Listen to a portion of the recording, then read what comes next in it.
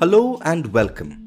I am Bhavin and you have tuned into the second episode of the Law and Tech Bulletin from Lawyers Learn, a show where we bring you the latest from the law and technology space.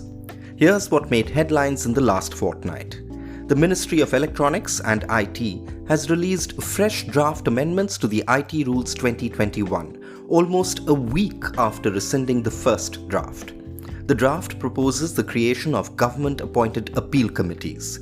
These committees will be able to veto content moderation decisions taken by social media intermediaries like Facebook, Twitter, and YouTube.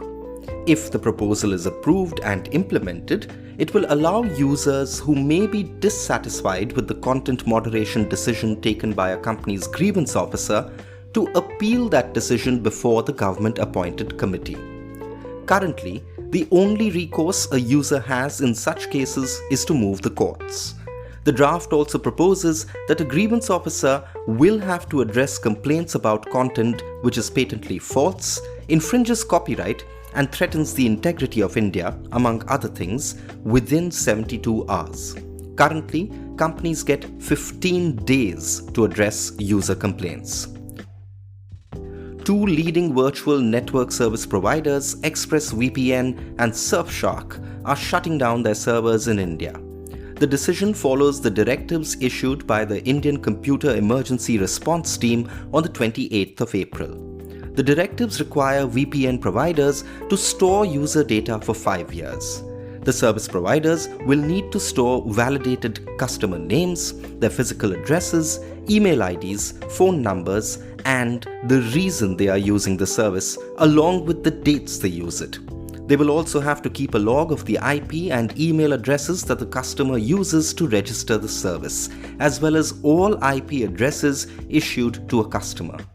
The VPN providers have said that these directions are incompatible with the purpose of VPNs, which are designed to keep users' online activity private. However, both ExpressVPN and Surfshark have assured Indian users that they can continue to use their services through servers outside India without any change in experience. Rajiv Chandrasekhar, the Minister of State for Electronics and IT, recently met stakeholders from the online gaming sector. The meeting was attended by online gaming platform owners, bureaucrats, gaming federations, and lawyers. Later, the minister tweeted, and I quote, "Had a 2-hour brainstorming session with young entrepreneurs in the online gaming space on how the government can help them grow, expand, and innovate." End quote.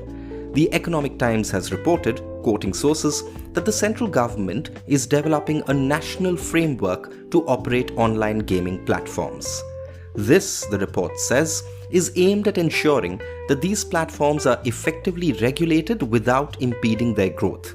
Remember, the online gaming sector has been in the legal crosshairs due to the games of skill versus games of chance debate.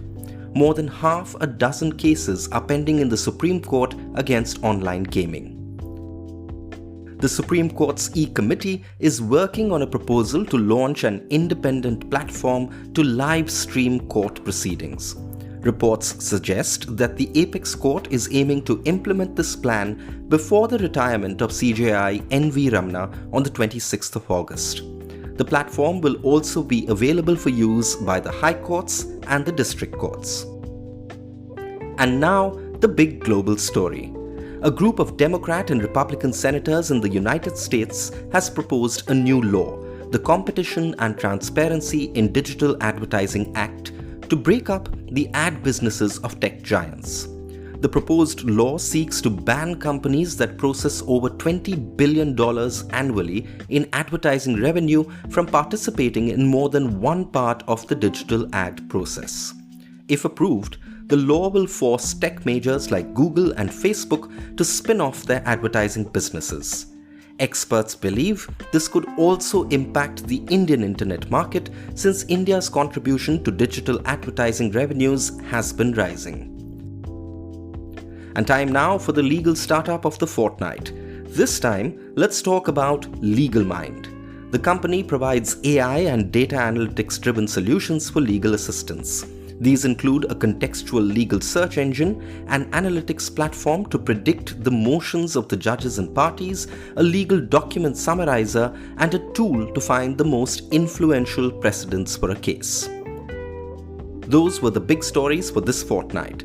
Our podcast is now available across all major platforms: Spotify, Google Podcasts, Amazon Music, and Anchor. It is also available on YouTube and will soon be on Apple Podcasts. See you soon with the next installment of the Law and Tech Bulletin from Lawyers Learn. Until then, toodaloo.